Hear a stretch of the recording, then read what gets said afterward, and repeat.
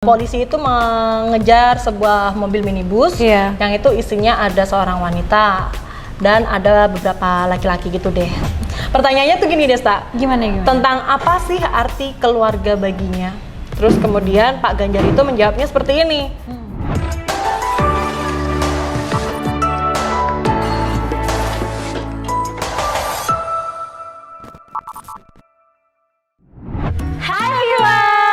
Akhirnya kita jumpa lagi di Reaction JPNN.com.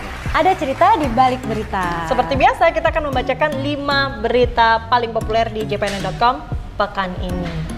Dan ketemu lagi dong sama kita cewek-cewek JPNN.com. Grup cewek-cewek nih, host cewek-cewek kali ini. Iya, tapi kita mau ngasih tahu ke netizen dulu nih, kita settingnya beda kan.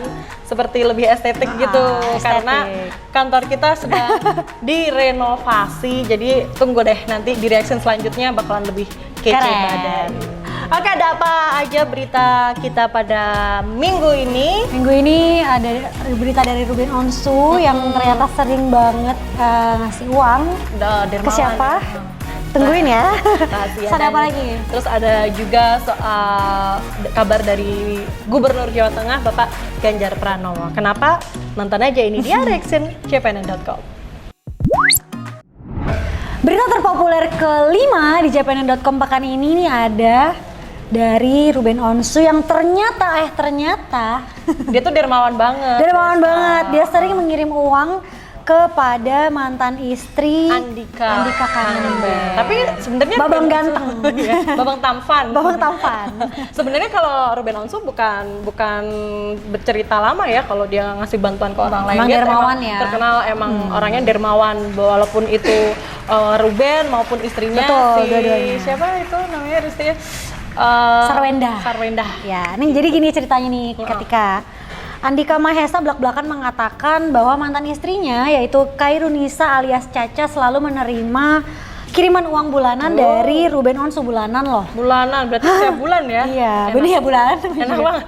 Nah, tak heran Ruben Onsu ini langsung kaget kaget dan kecewa nih mendengar ketika Caca atau Khairunisa yang mantan istri dari Babang Tampan ini terjerat kasus narkoba. Ya karena kan secara dia tiap bulan dikasih uang, tapi kan dia nggak tahu nih. Padahal kan kedoknya cuma untuk. Nah jadi gini, dia tuh kenapa kirim uang? Karena dia peduli banget sama anaknya Andika Kangen Ben dan si Caca ini yang mereka bercerai nih. Nah dia takut, si Ruben mungkin takut ya kalau misalnya.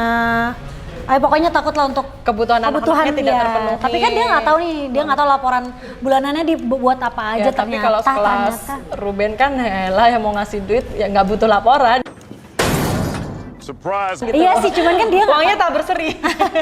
Cuman kan dia nggak tahu dong buat apa. Dia kan cuman berniat baik, tapi disalahgunakan nih. Tapi itu emang kalau misalkan gue di posisi Ruben ya, jadi udah ngasih, udah niat-niat bantu, ternyata duitnya nggak lo pakai buat kebutuhan yang seharusnya kita. Iya, padahal kan ini buat anak ya, kayak sedih aja gitu. Nah, perhatian dan kebaikannya Ruben Onsu ke Caca ini tuh nggak hanya untuk ke Caca juga.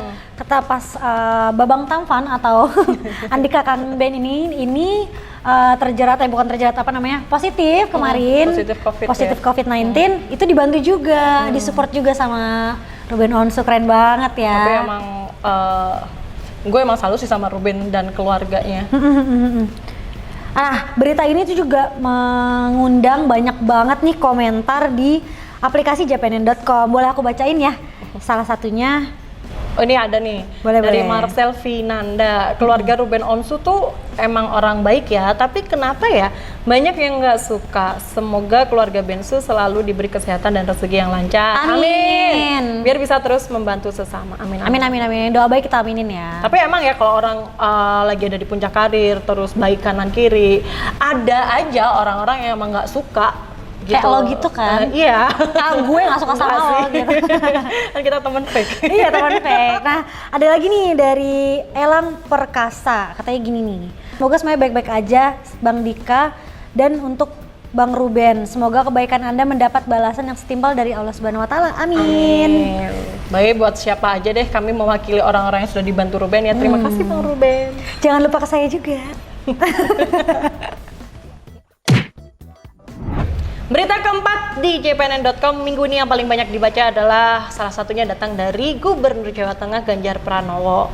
Jadi di sini sebenarnya kabar duka ya, Pak Ganjar ini menyampaikan rasa duka mendalamnya atas meninggalnya seorang budayawan bernama Pri GS.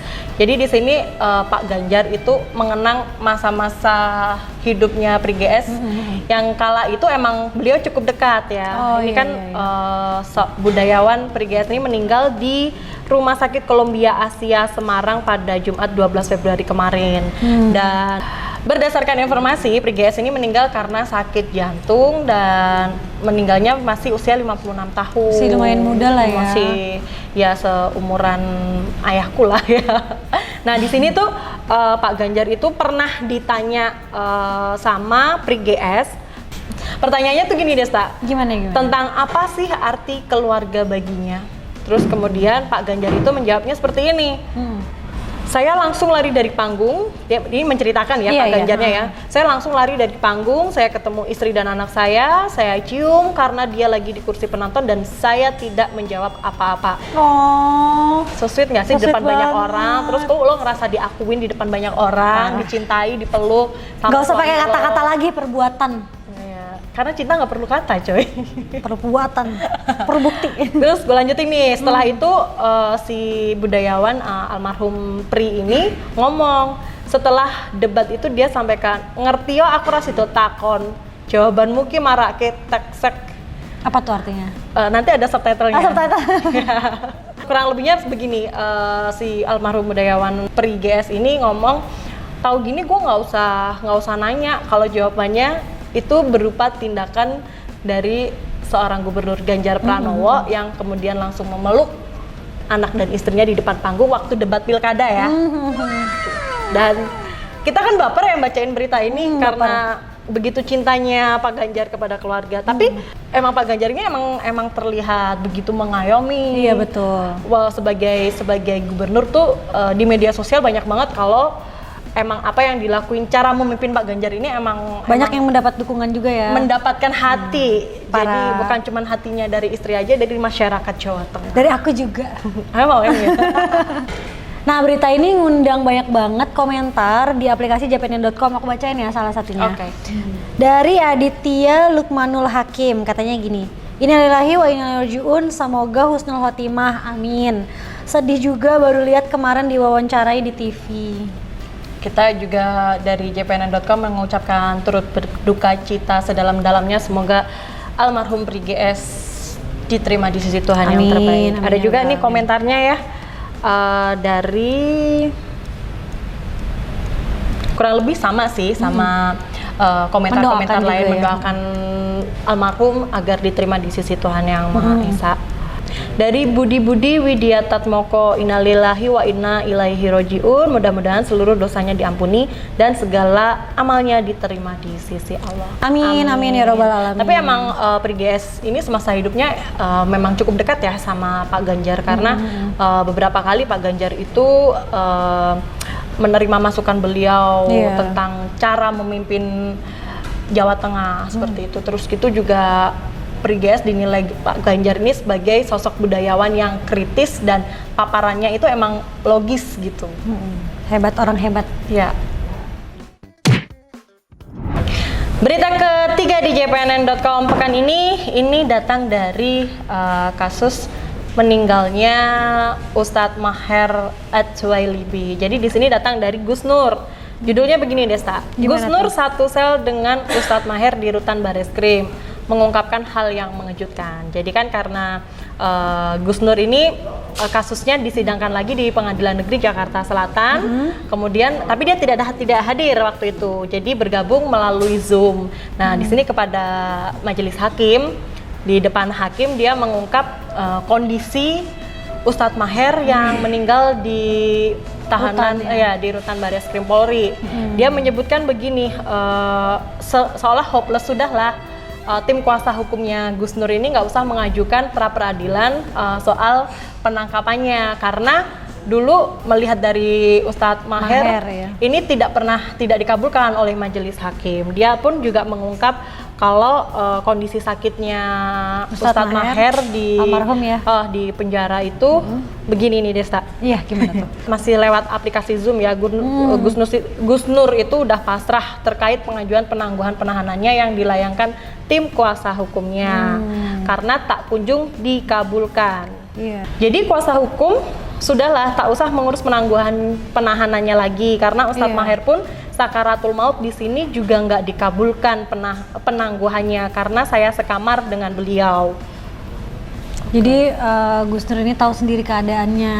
Jadi sebelum meninggal kan emang Ustadz Maher kan sakit kan, yang sakitnya juga dirahasiakan oleh pihak polisi dengan alasan keluarga malu ya. Iya, melindungi hak keluarga.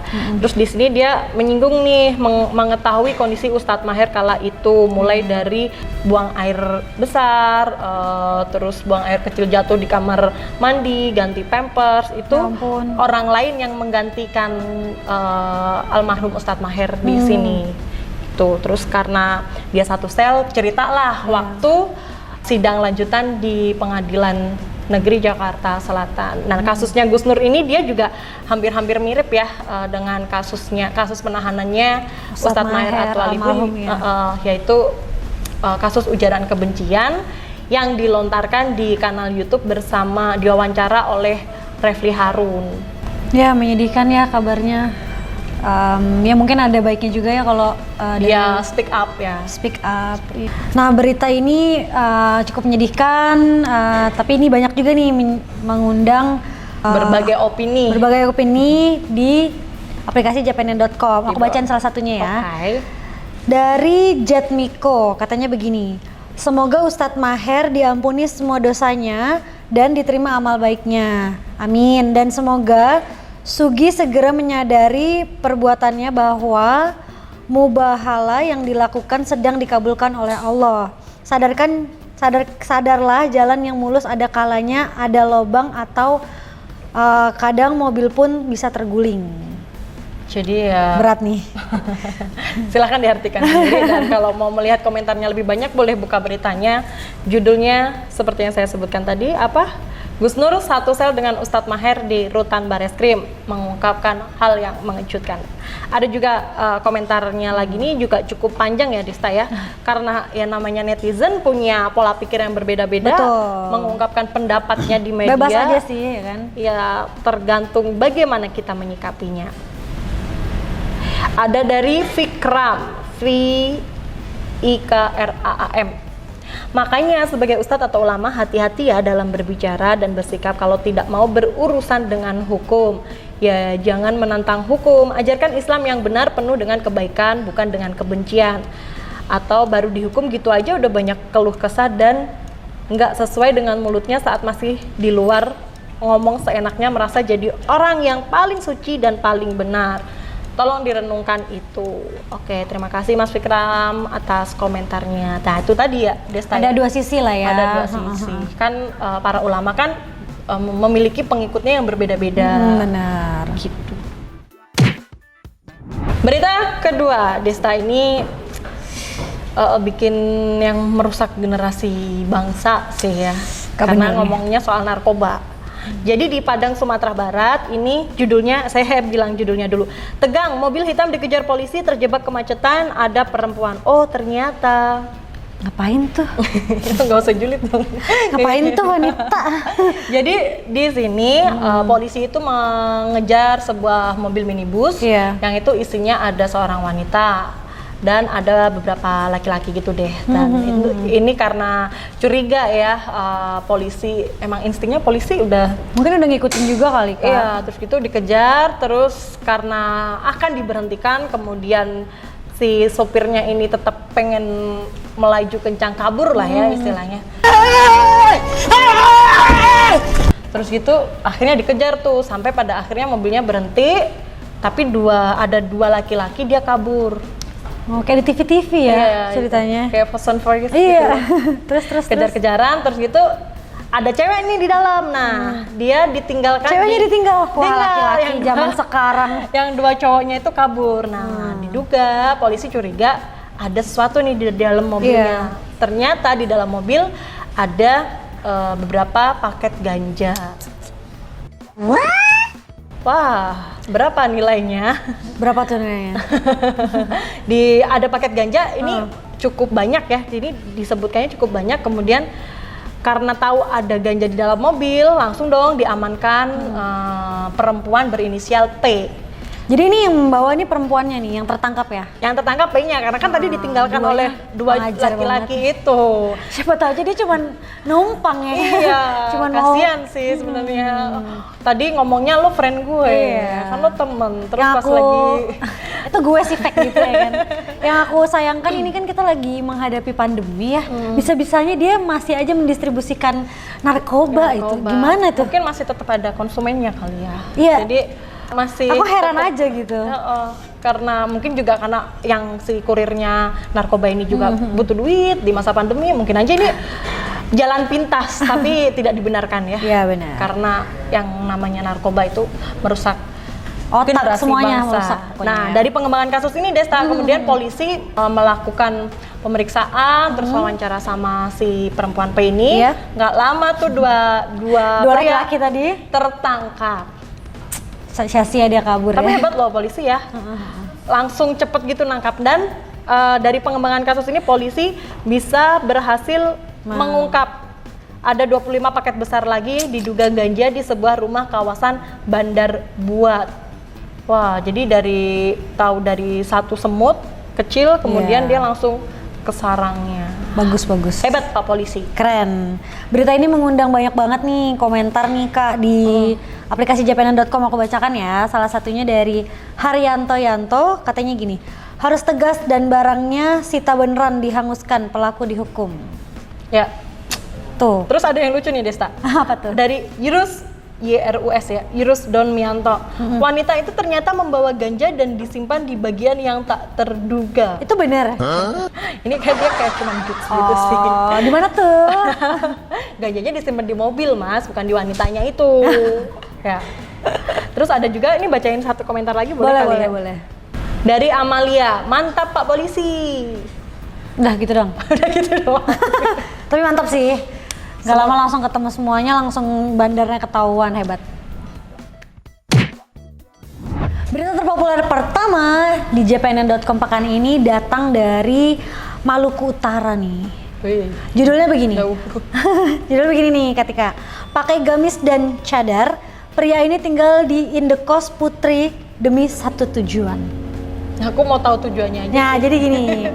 Penyamaran Akbar Mukmin selama 2 bulan terbongkar dan membuat warga Dufa-Dufa Kecamatan Ternate Utara, Kota Ternate, Maluku Utara heboh. Pria 21 tahun ini menyamar menjadi perempuan dengan memakai gamis dan cadar. Oh, bercadar ya dia. Cecek cadar gitu, biar penasaran. Terus ngekos di kos putri. Nah, selain bercadar, lelaki jangkung. Tinggi dong bener dia. Tinggi, itu juga menyamar dengan nama Nurul. Assalamualaikum Nurul. Nah, ulahnya ini terbilang mulus sebab berhasil selama 2 bulan kan. 2 bulan nyamar mengelabuhi sebagai Uhti Nurul. Nah, Selasa tanggal 9 Februari kemarin ini pada dini hari setelah 2 bulan tinggal di indekos ini terbongkar. Nah, Akbar diduga menyamar sedemikian rupa agar bisa berbaur dengan perempuan yang tinggal di indekos ini. Setelah aksinya terbongkar, langsung diamankan oleh Babinsa Dufa-Dufa Peltu Joko Santoso. Nah, alasannya nih, warga udah curiga kan dengan sosok tampilannya tinggi, bercadar gitu kan. Sedangkan kan Maluku kan panas kan. Jadi orang mungkin curiga, udah ada kekhawatiran. Ternyata benar setelah diselidiki dan benar. Diperhatiin. Ternyata ini adalah laki-laki dan plot twistnya adalah tujuan laki-laki ini Nurul atau yang atas nama Nurul ini dia kalau sama di kos putri kirain tuh kan pengen, saya mikirnya kalau itu pengen berbaur dengan cewek-cewek lain, pengen ngintip cewek gitu ya, kan tapi kalau kita cewek-cewek sama cewek yaudah sih ganti baju atau apa gitu ya, tapi ternyata jadi tujuannya ini adalah untuk berpacaran dengan sesama laki-laki. Jadi mungkin dia bawa cowok ke kosan itu atau gimana? Kan dia sebagai cewek kan, jadi orang nggak curiga kan kalau mungkin kalau dia bawa cowok kan aneh ya. Berarti laki-lakinya mungkin bisa tertipu biar bisa oh ini pasangan cewek berarti ini cewek beneran Iya, gitu kali ya. Mungkin serem juga ya. Oke. Itu serem banget sih. Serem banget pakai cadar. Kita gimana ya? Kita kan menghargai kan wanita pakai cadar gitu kan. Kita nggak mungkin dong Tapi nyuruh dia sepakai-pakainya cadar Apakah segitunya ya? Cewek kalau pakai cadar itu masih terlihat oh ini bodinya emang bodinya, masih terus dari cewek. raut bentuk Mata, matanya kan beda ya. Kalau kita kan matanya Tapi memang warga di sekitar situ sudah curiga sih. 2 bulan loh itu. 2 bulan lah, lumayan lama cukup sih. lama sih. Tapi keren sih sama warga-warga sekitar tuh dia apa tuh namanya sempat menaruh curiga. Padahal kan kalau misalkan kita cuek gitu Iya. kan ya udah sih gitu. Nah ini yang bikin Ngeri banyak orang ngomonginnya di aplikasi JPNN. JPNN.com. Ada dari Mulgap, sebaiknya kita tuh tunggu info ya dari kepolisian apa modusnya. Jangan berspekulasi mengeluarkan kesimpulan sendiri seperti komennya.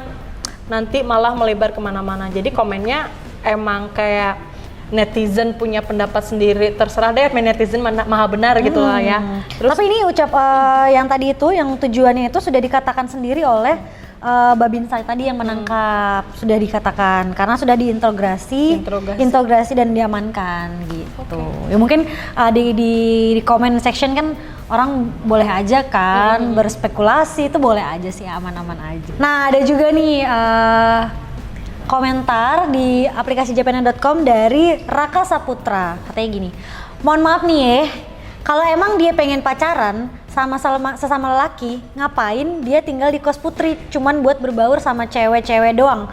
Kalau ujuk-ujuk kagak demen sama cewek.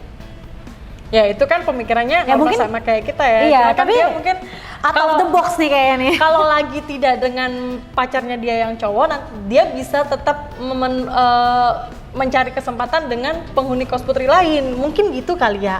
Tapi menurut aku kayaknya rada begini deh. Ya Makanya udahlah dia berani untuk pakai cadar atau pakai baju, ya nggak sih kalau logikanya? Tapi itu pengorbanan banget ya. Jadi kan dia harus bayar kosan, terus gitu beli cadar. Jadi nggak mungkin dong kalau cadarnya cuma satu. Iya. Dan itu kan sebenarnya terniat gitu loh, nyamar. Ya. Gak tahu deh.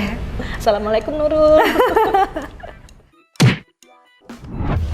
Nah itu dia tadi 5 berita terpopuler di jpnn.com pekan ini. Jangan lupa saksikan terus reaction jpnn.com setiap hari Minggu atau Sabtu pukul 5 sore di channel YouTube jpnn.com. Tapi ingat, like, komen, terus Subscribe dan share channel jpnn.com. Bantu kami menjadi 1 juta subscriber. Gue Tika Biantara. Gue Desta. Sampai jumpa di reaction minggu depan. Bye.